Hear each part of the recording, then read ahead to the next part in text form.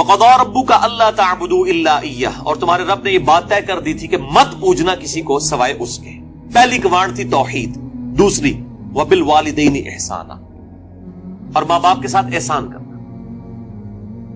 قرآن حکیم میں کم از کم 4 مقامات پہ توحید کے فوراً بعد اللہ تعالیٰ نے ماں باپ کا ذکر کیا، اور اس کا ضربہ سنام ایپیکس یہ ہے سورہ بنی اسرائیل. اس سے زیادہ کہیں نہیں ڈیٹیل آئی ہے، اور نہ سینسٹیویٹی کا لیول. اما یبلغن عندک الکبر، اگر وہ پہنچ جائیں تمہاری موجودگی میں بڑھاپے کی حالت کو، احدہما او کلاہما، چاہے دونوں میں سے ایک چاہے دونوں. وہ صحیح مسلم میں حدیث ہے، آپ صلی اللہ علیہ وآلہ وسلم نے فرمایا کہ برباد ہو جائے وہ شخص جس کو ماں باپ دونوں یا دونوں میں سے کوئی ایک بڑھاپے کی حالت میں ملے اور ان کی خدمت کر کے جنت نہ کما سکے. یہ صحیح مسلم میں ہے. مسلم میں تو اتنی ہی ہے، لیکن ترمذی کے اندر اور مستدرک للحاکم میں وہ بڑی ڈیٹیل حدیث ہے کہ آپ صلی اللہ علیہ وآلہ وسلم 3 سیڑھیاں چڑھے. پہلی سیڑھی پہ فرمایا آمین، پھر دوسری پہ آمین، پھر تیسری پہ آمین. پوچھا گیا تو آپ فرمایا کہ جبرائیل علیہ السلام آئے تھے، انہوں نے کہا کہ آپ اللہ کے رسول صلی اللہ علیہ وآلہ وسلم میری دعا پہ آمین کہیں کہ برباد ہو جائے وہ شخص جس کے سامنے آپ کا ذکر ہو اور وہ آپ پر درود شریف نہ پڑھے، اللہم صلی علی محمد وعلی آل محمد. تو میں نے کہا آمین. پھر انہوں نے کہا کہ برباد ہو جائے وہ شخص کہ جس کو ماں باپ یا دونوں یا دونوں میں سے ایک کو بڑھاپے کی حالت ملے، ان کی خدمت کر کے وہ جنت تک کما سکے. میں نے کہا آمین. اور تیسرا، برباد ہو جائے وہ شخص جس کو رمضان کا مہینہ ملے اور وہ اپنی مغفرت نہ کروا سکے. آپ نے فرمایا آمین. مختلف طریق میں یہ ترتیب ڈیفرنٹ ہے. بہرحال یہ تینوں باتیں، اور مسلم شریف میں اتنے الفاظ ہیں، وہ صحیح مسلم میں کہ برباد ہو جائے وہ شخص جس کو ماں باپ دونوں یا دونوں میں سے ایک بڑھاپے میں ملے اور وہ ان کی خدمت کر کے بخشش نہ کر سکے. یہ تو ایک ہے. یہ سائملٹینیس کنٹراسٹ دوسری طرف یہ ہے کہ اگر وہ پہنچ ہی جائیں تمہارے سامنے دونوں یا دونوں میں سے ایک بڑھاپے کی حالت میں، فلا تقل لہما اف، ان کو اف تک بھی مت کہنا. اف کی ٹرانسلیشن پنجابی میں ہو سکتی ہے آپ کہہ رہے ہیں کہ جی تسی یہ کہو جو چپ کر کے بیٹھے رہو، تانوں نہیں پتا. یہ تے اللہ دے بندے ہو، یہ تے گال ہے. اللہ دے نزدیک تو اتنی بڑی یہ چیز ہے. اللہ تو کہہ رہا ہے کجروی سے یہ بھی نہیں کہنا ہوں، یعنی وہ بات کر رہے ہو اور آپ ان کو صرف اتنا رسپانس کرتے ہیں، بس ایویں لگا ہوئے نے، یہ بھی نہیں، جملہ بھی نہیں بولتے. آپ کہتے ہیں ہاں تاک لے، یہ اس کو منع کیا گیا ہے. وہ تو بہت بڑی بات ہے.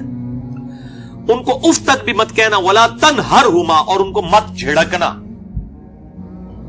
وَقُلْ لَهُمَا قَوْلًا كَرِيمًا، اور بات بڑی نرمی سے ان کے ساتھ کرنا. وَاخْفِضْ لَهُمَا جَنَاحَ الذُّلِّ مِنَ الرَّحْمَةِ، اور اپنے عاجزی کے ساتھ کندھے جھکا کے رکھنا ان کے سامنے. یعنی آپ غیر اللہ کے سامنے جھک نہیں سکتے اتنا کہ آپ کے ہاتھ گھٹنوں تک لگ جائیں. ماں باپ کے سامنے بھی آپ اتنا جھکیں کہ ہاتھ گھٹنوں تک نہ لگیں، یعنی حالت رکوع نہ بنے. اس سے پہلے یعنی آپ نے ایسے ان کے سامنے رہنا، جی ابا جی، جی امی جی، اس طرح اپنے عاجزی کے ساتھ کندھے جھکا کے رکھنا. وَقُلْ رَبِّ ارْحَمْهُمَا كَمَا رَبَّيَانِي صَغِيرًا، اور ان کے لیے دعا کرنا ہے رب ان دونوں پر رحم فرما جس طرح بچپن میں انہوں نے مجھے رحم کر کے پالا تھا. اور یہ وجہ بھی بتا دی کہ بچپن میں چونکہ انہوں نے پالا ہوا ہے، سب سے لاچار انسان کا بچہ ہے. بلی کے بچے کو آپ اس ٹیبل پہ رکھ دیں نیچے نہیں گرے گا، اور انسان کا آپ سال کا بچہ بھی رکھ دینا، وہ اگر کروٹ لیتا ہے تو گر پڑے گا. اس کو نہیں عقل کہ میں نے نیچے گرنا ہے یا نہیں گرنا. اتنا لاچار ہے انسان. اسی لیے انسان کے ماں باپ کو اتنا حق دیا گیا، چاہے وہ مشرک ہی کیوں نہ ہو. دنیاوی معاملے میں ان کے ساتھ معروف طریقے سے چلنا ہے. یہ حضرت لقمان کی جو نصیحت ہے، میرا بھی وہ لیکچر بھی ریکارڈ ہوا ہے، مسئلہ 176 میں نے بتایا. ربکم اعلم بما فی نفوسکم، یہ آپ کی بات کا جواب ہے. تمہارا رب خوب جانتا ہے جو تمہارے جی میں ہے.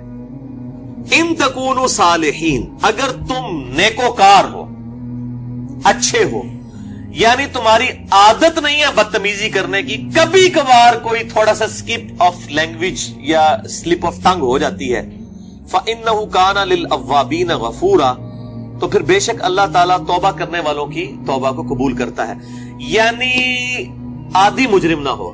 ان تکونوا صالحین، اگر تم عادی مجرم نہیں ہو، عام حالت میں تمہارا بڑا اچھا ایٹیچیوڈ ہے، کبھی کوئی اسٹیٹ آف مائنڈ ایسی تھی کہ کوئی بات غلط نکل گئی، فوراً توبہ کرو. توبہ اللہ سے بھی کرنی ہے، ان سے بھی معافی مانگنی ہے، اللہ تعالیٰ معاف کر دے گا. لیکن یہ معاملہ بہت سینسٹیو ہے جی. اب دیکھیں کہ ہم دنیاوی معاملات میں بھی، یعنی سوئی گیس کی وجہ سے آپ کو پتا ہے کتنے لوگ ہیں جن کے ساتھ ایشو بنتے ہیں. ہم کتنے وہمیوں کی طرح رات کو چیک کرتے ہیں یار کوئی کہیں پہ پائلٹ کھلا نہ رہ جائے یا ہیٹر جلتا ہوا نہ چھوڑ دیں پیچھے سے، وہ اگر لوڈ شیڈنگ ہوئی اور پھر گیس آئی تو آپ پتہ کتنے لوگ ہر سال مرتے ہیں، کتنی احتیاط کی جاتی ہے. چھوٹے بچوں کے سامنے ماچس لائٹر نہیں رکھا جاتا، تو احتیاط کرتے ہیں. تو آپ دیکھیں اس طرح کے اگر آپ احتیاط ماں باپ کے بارے میں کر رہے ہیں تو شاید سالوں میں کبھی ایک دفعہ ہو، لیکن ہر ہفتے ہی جھڑپ ہو جاتی ہے یا جب معاملہ ہوتا ہے تب جھڑپ ہو جاتی ہے، تو اس کا مطلب ہے ان تکونوا صالحین نہیں ہے آپ، لہذا آپ کی توبہ بھی کوئی قبول نہیں ہے، توبہ بھی نہیں ہے جب تک کہ ماں باپ صحیح طریقے سے معاف نہ کریں اور اپنی روش صحیح نہ کر لی جائے. تو اس میں یہ بہتر، یہ میں نے بھی دیکھا ہے، مطلب میری بھی ایک بڑی ایکسٹروورٹ نیچر ہے، تو مطلب بعض اوقات ماں باپ کو یعنی ایک بچپنے کی طرف سورہ حج میں آتا ہے کہ اللہ تعالیٰ رذیل عمر تک لٹا دیتا ہے کہ کئی چیزیں جاننے کے بعد کچھ نہ جانے. بوڑھے اور بچے برابر ہوتے ہیں. میری بھی یعنی الحمدللہ دادی ماں کی عمر 90 سال ہو چکی ہے. میں یعنی آج سے 10 سال پہلے دیکھتا ہوں اور اب ان میں کافی فرق آیا، یعنی بالکل بچوں والی آتے ہیں، چھوٹی چھوٹی بات کو مائنڈ کرنا. تو میں اپنے ماں باپ کو بھی سمجھاتا رہتا ہوں، وہ ابھی بھی ان کے ساتھ اسی طرح مقابلہ کر رہے ہوتے ہیں ادب کے دائرے کے اندر. تو میں کہتا ہوں ان کے ساتھ مقابلہ بنتا ہی نہیں ہے.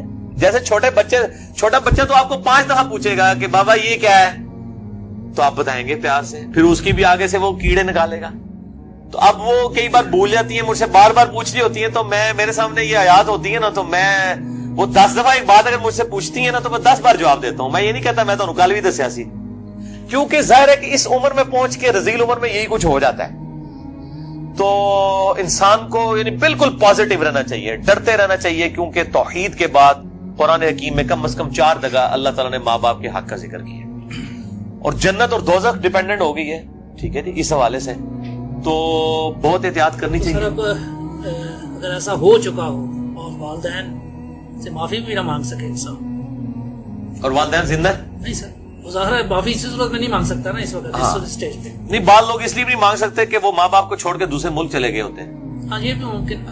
تو وہ کلیریفیکیشن ضروری ہے. دیکھیں ماں باپ سے اگر ایسا ہو گیا تو فوراً سے پہلے ماں باپ کے لیے دعائیں مغفرت کریں اور ان کی طرف سے صدقہ اور خیرات کریں.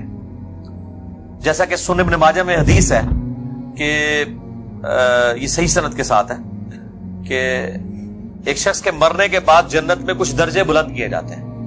تو پوچھتا ہے اللہ یہ میں نے نیکی نہیں کی تھی، یہ کیوں میرے درجات بلند ہوئے؟ تو اللہ تعالیٰ فرماتا ہے تیری اولاد نے تیرے لیے استغفار کیا تو اس کی وجہ سے ہی تیرے درجات بلند. اولاد تو انویسٹمنٹ ہے. صحیح مسلم میں حدیث ہے کہ مردے کو 3 اعمال کا ثواب ملتا ہے. نمبر 1 صدقہ جاریہ، وہ ملنا بھی چاہیے، اس نے خود کیا. امام بخاری نے بخاری لکھی ہے، ثواب ان کو ملنا چاہیے. میری اب ویڈیوز ریکارڈ ہو رہی ہیں، میرے مرنے کے بعد بھی لوگ دیکھیں گے، اس کا ثواب مجھے ملنا چاہیے کیونکہ میں نے الحمدللہ اس پہ محنت کر کے اللہ کے لیے اخلاص کے ساتھ ریکارڈنگ کی ہے. تو میرا ہی عمل ہے، مجھے مل رہا ہے، مرنے کے بعد بھی ملے گا.